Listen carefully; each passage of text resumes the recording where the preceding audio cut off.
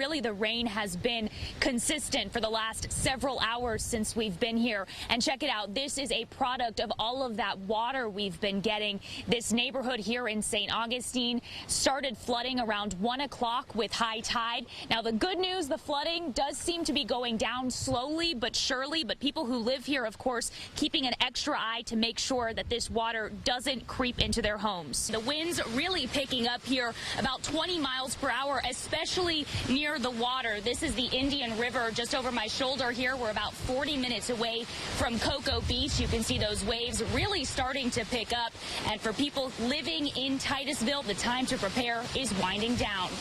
Well, Lois and Chris, the final witness for the state was the medical examiner who performed the autopsy on Dr. Teresa Sievers. Her family, as you can imagine, chose not to be in the courtroom as he detailed her injuries. We are now in Nassau, Bahamas, and really I want you to take a look. This is the desperate reality of Hurricane Dorian. These are hundreds of people, families, children, pets who just got off a boat from Abacos to Nassau. Anyone trying to get home from work, they can't get home right now. This is what they're dealing with instead. We have the Lee County Bomb Squad out here. I'm told they are focusing on a house on the right-hand side of the street. They are considering him a violent person, and of course the most important thing now, getting him off of our streets. So be sure to take a good look at this picture. If you have any information on who this guy might be, you're asked to call police. Facing some pretty strong charges. Any response to them?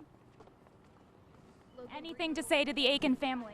Why not move start times up? I mean, is there no better answer than having students stand in the dark to wait for their bus? Hey, Kirsten, yeah, we are sitting right outside of the home that the bomb squad has been searching for hours at this point.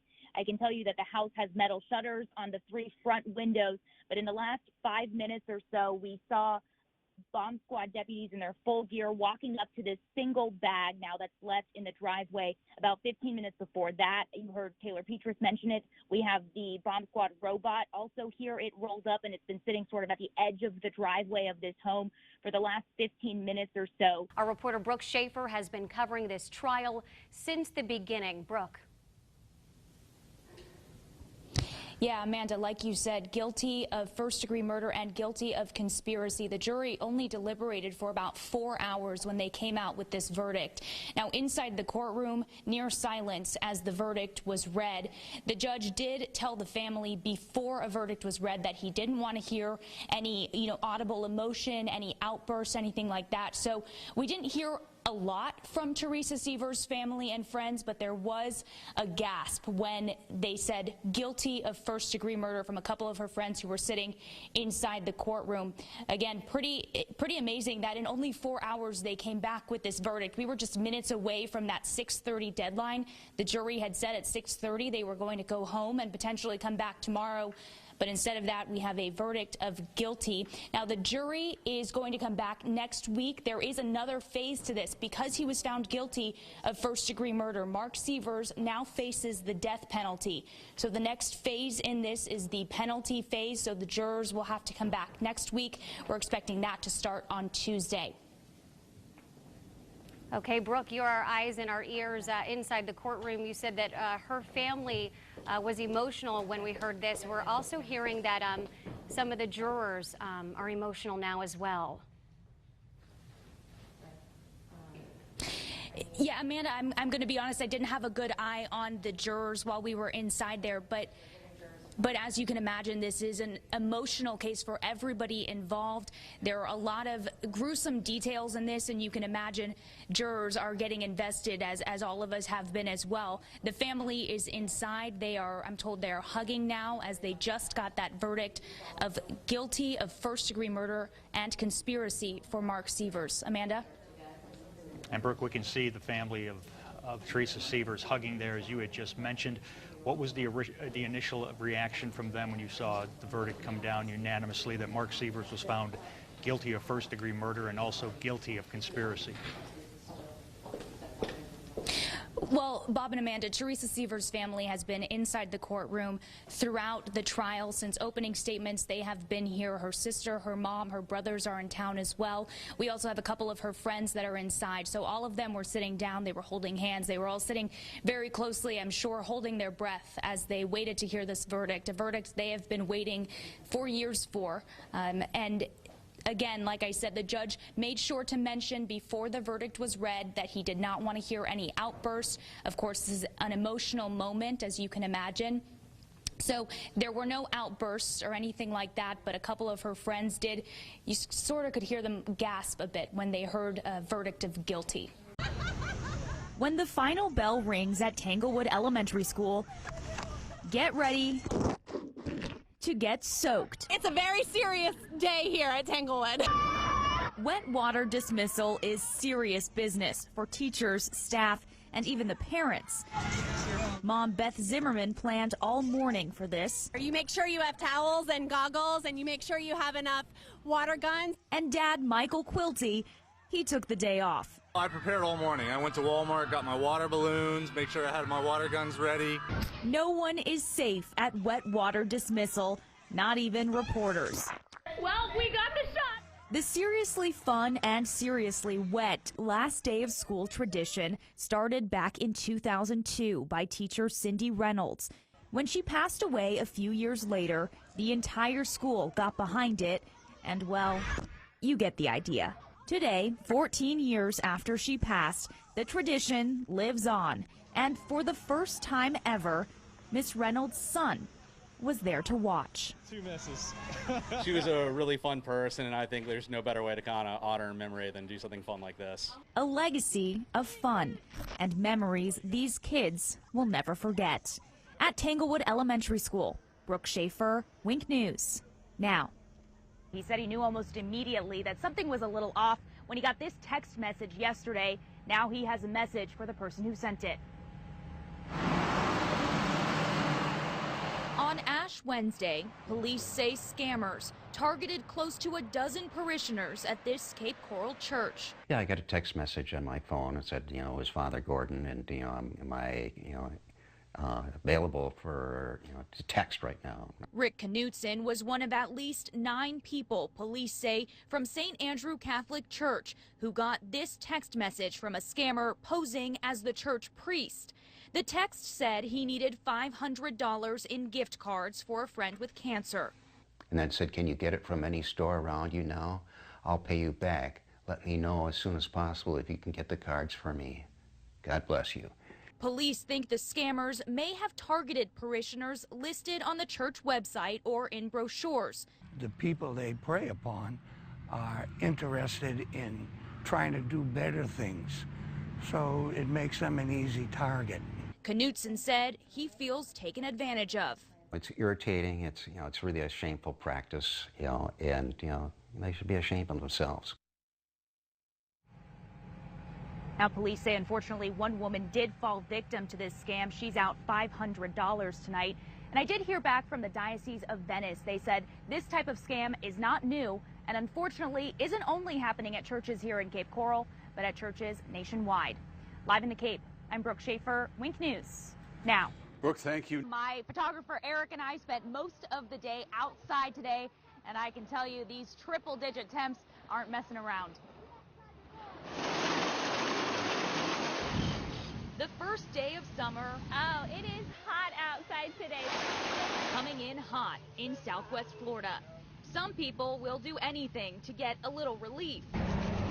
Us included. So I threw on my sunscreen and headed over to Sunsplash Water Park to see how moms like Alicia Wallace were spending the extra hot day. We're using sunscreen and we're about to go take a break now in the shade.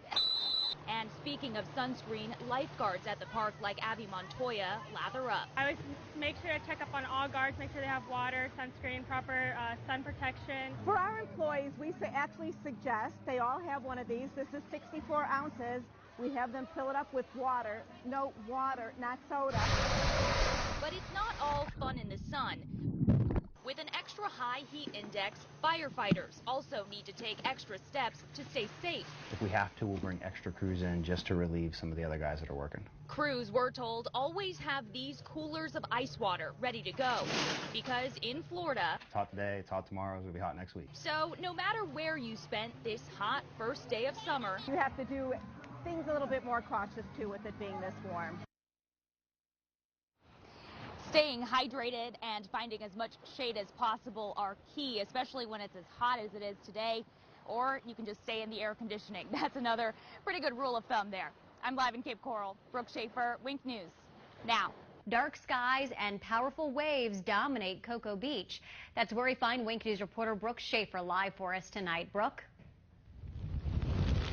Amanda, the wind and rain really starting to pick up here on Cocoa Beach. This is some of the strongest rain we've felt all day. And actually, we are standing a little bit further away from the waves than we have been for the last several hours because you can see just how powerful they are getting. The tide really starting to come in. Cocoa Beach right now under a mandatory evacuation. As Hurricane Dorian inched closer to the East Coast on Tuesday, people of all ages came out to Cocoa Beach to take in the extra wind and waves. I've been here a few times and I've never seen this bad. The popular beach town now near empty, with boarded up houses and signs for Hurricane Dorian to go away. Joe Phillips says he has no plans of leaving. Ride it out, I've ridden out 3 in the last, 3 or 4 years, so. As the wind and waves picked up, others are just hoping Hurricane Dorian won't leave too big of a mark. It's insane. I'm hoping the pier's still there within the next few days. Now, the beach right now is technically closed. Again, Cocoa Beach under a mandatory evacuation. We have noticed some police officers going up and down the beach, making sure that people aren't getting in the water as, again, these winds and waves really starting to pick up. I'm live on Cocoa Beach. Brooke Schaefer, Wink News. Now. All right, thank you very much, Brooke. Wink News reporter Brooke Schaefer joins us live from Chico's headquarters off Metro Parkway with the latest. Brooke. Chris, deputies told me that scary call came from a security guard here at Chico's. Just moments after that 911 call, as you can imagine, this turned into an extremely active scene as deputies swept the property. A busy scene all unfolding just after 11 this morning at Chico's headquarters. Reports from the campus of a possible active shooter. Shortly after 11 a.m., the security guard called the Lee County Sheriff's Office, and he advised there was an active shooter at this location, and then he hung up. Dozens of first responders rushed to the scene as employees and children inside the building's daycare remained on lockdown. This picture sent to Wink News shows people barricaded inside a dark room. We are checking the entire property, every crevice. After hours of sweeping the scene, first responders confirmed there was no threat to the campus. Everyone, including the children inside, all safe. The employees are safe. The children at the daycare are safe, and all the residents are safe in this location. Most importantly, there is no threat at this time. And I'm told the sheriff's office is now likely investigating to figure out how this threat even got started. I'm live in Lee County. Brooke Schaefer, Wink News. Now. Nothing's left. You've seen the devastation. Now meet the families, the kids who survived a Category 5 hurricane bearing down on them for hours. Each of these faces are from the hardest hit area, the Abaco Islands. Wink News reporter Brooke Schaefer and photojournalist Michael Danielewski traveled to the Bahamas over the weekend. Tonight, they introduce you to survivors who don't know what's next. Suitcases lining the side of an alley and families unsure of where their kids will sleep. This is the desperate reality of those who survived Hurricane Dorian. I just count my blessings. Every one of us who made it it's a blessing. We met Rosie Edmond moments after she got off this ferry. The private boat brought her, her daughter, and nearly 300 other people from their devastated home of the Abacos to Nassau. You know, so what you have with you now, is this everything you have? It is all I got. This is my daughter here, my sister.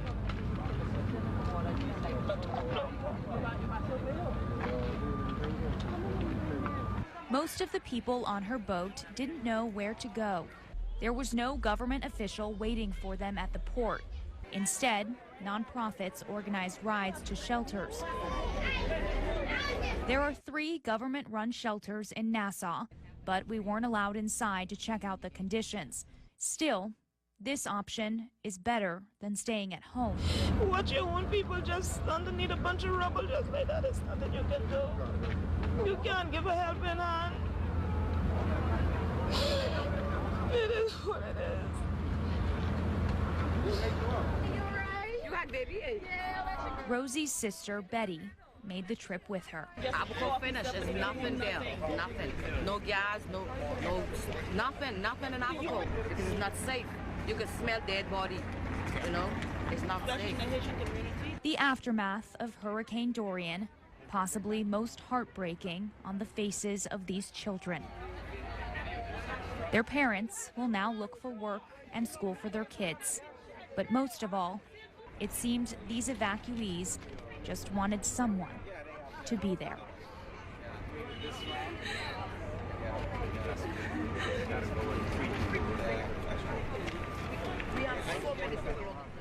Oh, so traumatic. I mean, it's an event that could define their lives forever. Absolutely, absolutely.